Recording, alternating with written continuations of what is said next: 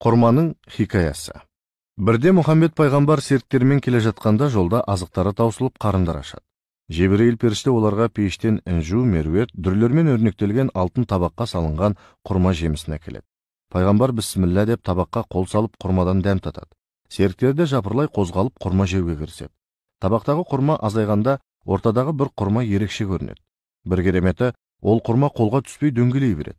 Сахабалар бұған таң қалады. Бұл құрманы ешқайсысы жей алмайды.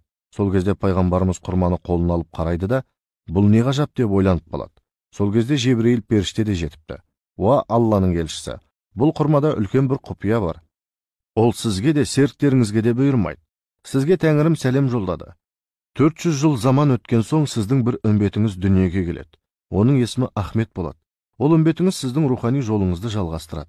Бұл құрма сол баланың несібесі дейді. Серіктері мына әңгімені естігенде таң қалады. Сол кезде Мұхаммед пайғамбар: «Я Жебірейіл, ол заманға дейін бұл құрма қалай жетеді?» деп сұрайды. Сол кезде Жебірейіл періште: «Бұл құрманы Ахмет атты балаға жеткіз деп бір серігіңізге тапсырыңыз» дейді. Сонда пайғамбар: «Уа бауырлар, мына аманат құрманы менің 400 жылдан кейін дүниеге келетін ардақты үмбетіме кім табыстайды, кім тәуекелге бел байлайды?» дейді. Ешкім үндемейді. Бұл құрманы жеткізген адам екі дүниеде бақытты болады. Ол бақыт кімге бұйырғалы тұр екен деп сұрайды. Серіктері 400 жылға дейін өміріміз жетпей қалады деп күмәнданып тұрғанда, пайғамбар сөзін қайта жалғайды. Егер кімдегім бұл аманатты менің үмбетіме жеткізер болса, ол адам пейіште ұлық Алланың жамалын көреді дейді. Сол кезде ортаға арыстанбап шығып: «Уа Алланың елшісі, аманат құрманы жеткізуді маған тапсырыңыз. Құдай қолдаса, аманатыңызды жеткізермін» дейді. Бәрекелді. Жарайсың, арыстан сахаба. Дегеніңе жет.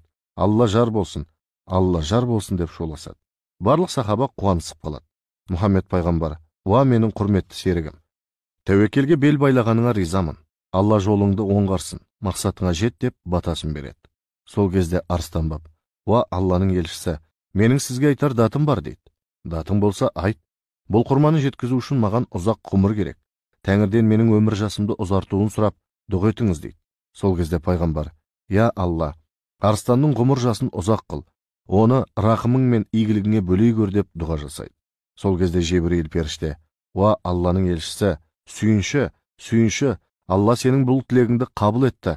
Арыстанға Алла ұзақ ғұмыр берді» дейді. Мұхаммед пайғамбар құрманы алып: «Аузыңды аш, арыстаным.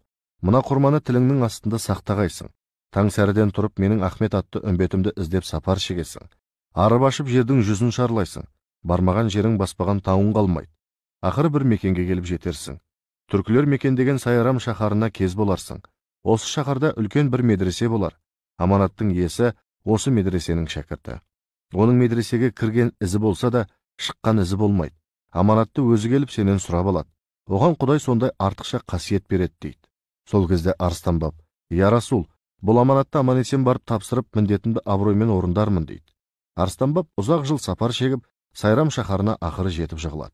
Ұзақ жолдан қажыған ол демалмақ болып, ілім ордасының маңында ағып жатқан Сайрам суының жағасында сәл аялдайды. Сол кезде медреседен жас бала шығып, бұған қарай аяңдайды. Әлгі бала арыстанбапқа жете бере сәлемдеседі: «Ассалаумағалейкум арыстанбап. Жоғың болса кешікпей тезірек тап» дейді. Арыстанбап та іздеген адамының осы екенін білу үшін: «Балам, есімің кім?» деп сұрайды. «Атымды қайтесіз? Аманатымды беріңіз, ата». «Балам, атың Ахмет екен, ішің толған хикмет екен. Аманатыңды ал, аузыңды аш» дегенде 400 жыл бойы сақтаған құрма ұшып барып шәкірттің аузына кіріпті. Бала Ахмет құрманы жұтып жібереді. Сонда арыстанбап: «Аманатыңды осынша жыл сақтағанда еңбегімді елемегенің қалай? Маған сүйегі ғана қалыпты» дейді. «Ата, онда жұрт алдымен сізге түнесін, бізде жатып тілесін» дейді. Құл Қожа Ахмет Яссауиге аманат құрманы жеткізген арыстанбап халық аузында оның ұстазы ретінде айтылады. Ел арасында арыстанбапқа түне, Қожа Ахметтен тіле деген сөз осыдан қалыпты.